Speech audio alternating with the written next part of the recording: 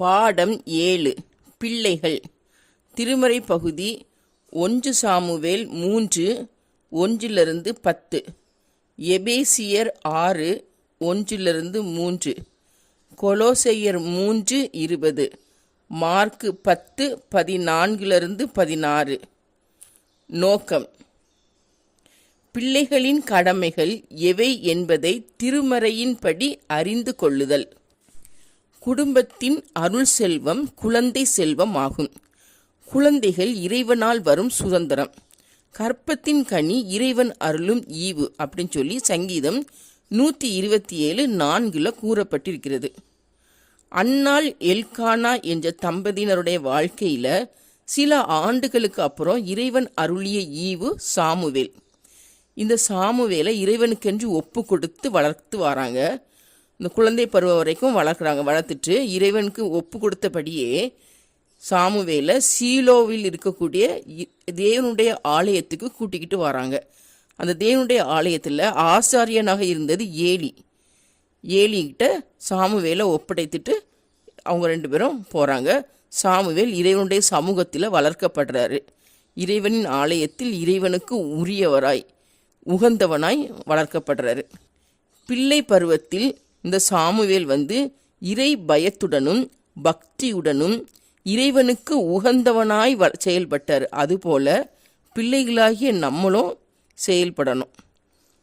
இந்த பிள்ளைகள்ங்கிற இந்த பாடத்தில் மொத்தம் இந்த பிள்ளைகளை குறித்து 4 காரியங்களை பார்க்க போகிறோம்.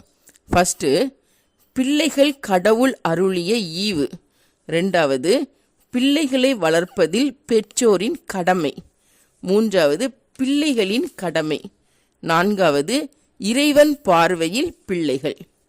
இப்போ ஃபர்ஸ்ட், பிள்ளைகள் கடவுள் அருளிய ஈவு. குடும்ப வாழ்வில் பெற்றோருக்கு இறைவன் தமது அருள் கொடையாக பிள்ளைகளை கொடுக்கிறாரு. எனவேதான் சங்கீதக்காரன் பிள்ளைகள் கர்த்தரால் வரும் சுதந்திரம், தாய்மையின் பலன் இறைவனின் பரிசு அப்படின்னு சொல்லி குறிப்பிடுறாரு. கணவன் மனைவி கூடி வாழும் வாழ்க்கையில் இறைவன் அருளும் சுதந்திரம்தான் பிள்ளைகள்.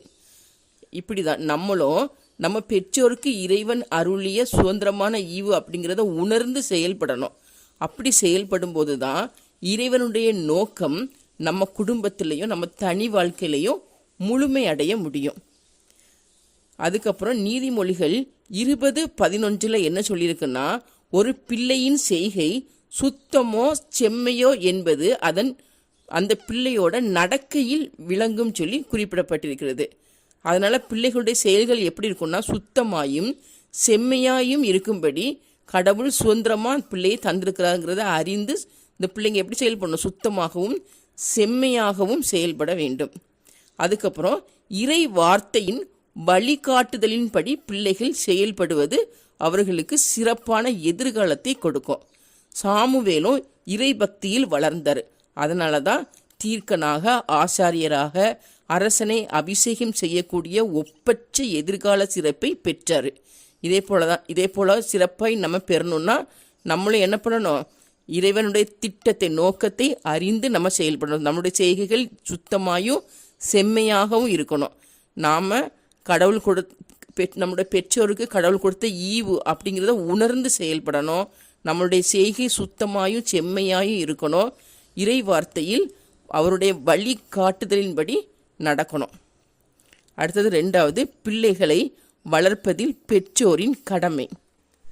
பிள்ளைகள் எப்படி வளர வேண்டும், எப்படி வளர்க்கப்பட வேண்டும் என்பதில் பெற்றோரின் பங்கு இன்றியமையாதது. இறைவன் மோசே மூலமாக இஸ்ரவேல் மக்கள்கிட்ட கூறிய அந்த போதனைகளில் பிள்ளைகள் பூமியில் வாழ்நாள் முழுவதும் எனக்கு பயந்திருக்கும்படி என் கற்பனைகளை கற்றுக்கொள்ளவும் போதிக்கவும் செய் என்று கூறுகிறார். பிள்ளைகளை வளர்ப்பதில் பெற்றோரின் கடமைகள் எதெல்லாம் அப்படின்னா, ஃபஸ்ட்டு, இறைவனின் வார்த்தைகளை கற்று அவைகளில் தேறினவர்களாக பிள்ளைகள் வளர்க்கப்பட வேண்டும். 2வது, மதியீனத்தை அகற்றி புத்தியில் தெளிவடைய வழி நடத்த வேண்டும். 3வது, இறைவனிடம் அன்பு கொண்டு அவர் வழியில் வாழ இறை கற்பனைகள் இன்றியமையாதது என்பதை பிள்ளைகளுக்கு கற்றுக் கொடுக்கும் முதல் ஆசிரியர் பெற்றோர். அடுத்தது 4வது, பிள்ளைகள் எப்படி நடக்க வேண்டும் என்று இறைவன் விரும்புகிறாரோ அப்படி வளர்ப்பதில் பெற்றோர் முன்வர வேண்டும். அடுத்தது 5வது, பிள்ளைகள் பெற்றோரை சார்ந்திருக்கும் பருவத்தில் அன்பு, கீழ்ப்படிதல், ஒற்றுமை, குடும்ப உறவின் தன்மை, நல்லொழுக்கம் இவைகளை பிள்ளைகளுக்கு கற்றுக் கொடுக்க வேண்டும். அடுத்தது 6வது, பிள்ளைகளுக்கு நல்ல நண்பனாக, நல்ல வழிகாட்டியாக செயல்பட வேண்டும். 7வது, எதிர்காலத்தை திட்டமிட்டு செப்பனிட்டு அமைக்க வழிகாட்ட வேண்டும்.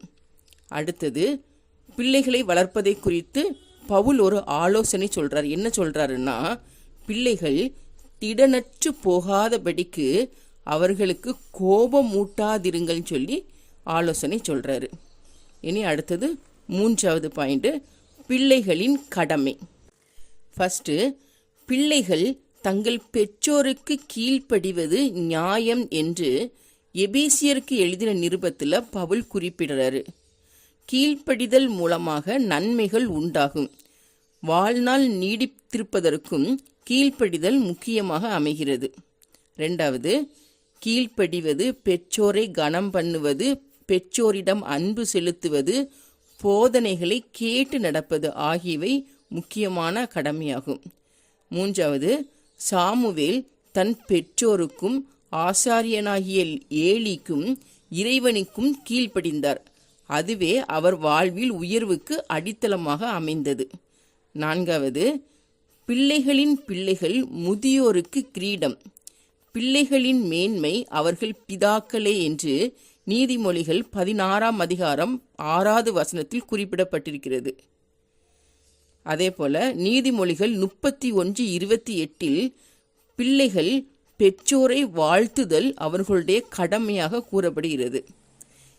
அடுத்தது, இக்கால சூழ்நிலையில் கீழ்ப்படிதல், அன்பு செலுத்துதல், நல்லொழுக்கம், நன்மை செய்தல், வீட்டிலும் சமுதாயத்திலும் சான்றுடையராய் வாழ்தல் ஆகியவை பிள்ளைகளுடைய கடமையாகும். அடுத்தது 6வது, பள்ளி கல்லூரிகளில் தங்களுக்கு அறிவை புகட்டும் ஆசிரியர்களிடம் அன்பும் பரிவும் கீழ்ப்படிதலையும் வெளிப்படுத்தி சான்றோர்களாய் செயல்படுவது பிள்ளைகளின் கடமையாகும். சாமுவேல் பிள்ளையாக இருந்த பருவத்தில் முழுமையான கீழ்ப்படிதலை உடையவனாக வளர்ந்தார். சாமுவேலை இறைவன் கூப்பிட்ட போது முதல் 3 முறையும் ஏலி கூப்பிட்டதாக நினைத்து ஆசாரியனாகிய ஏலியிடம் ஓடி சென்றார். இது சாமுவேலின் கீழ்ப்படிதலை காட்டுகிறது. இதனால்தான் அவரால் இறைவனின் குரலை கேட்க முடிந்தது. இந்த உலகில் ஒரு சிறந்த தீர்க்கராக மாறினார் சாமுவேல். அடுத்தது 4வது பாயிண்ட்ஸ், இறைவன் பார்வையில் பிள்ளைகள்.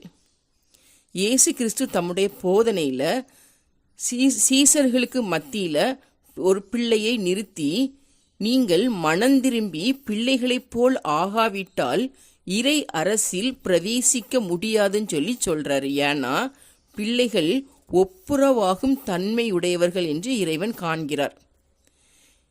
இயேசு கிறிஸ்து சிறு பிள்ளைகளை அதிகமாக நேசித்தார்.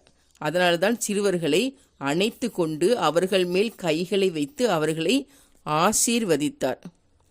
இறை போதனையில் பிள்ளைகள் இறை சுதந்திரராய் வாழ இடையூறாக இருப்பவர்களுடைய கழுத்துல எந்திர கல்லை கட்டி சமுத்திரத்தின் ஆழத்திலே அவர்களை போட வேண்டும் என்று இயேசு கிறிஸ்து கூறுகிறார். எனவே பிள்ளைகள் இறைவனுக்கு ஏற்புடையவர்கள். இறைவனுக்கு ஏற்புடைய பிள்ளைகளை நாமும் ஏற்றுக்கொள்ள வேண்டும். அடுத்தது சிந்தனை. பிள்ளைகள் இறை சுதந்திரம் என்பதை புரிந்து கொள்ள வேண்டும். பிள்ளைகளை இறை வழியில் நடத்த வேண்டும். கீழ்ப்படிதல், அன்பு, நற்செயல்கள் இவைகளை புரிவதற்கு பிள்ளைகளை வழிநடத்த வேண்டியதும் நம்முடைய கடமையாகும்.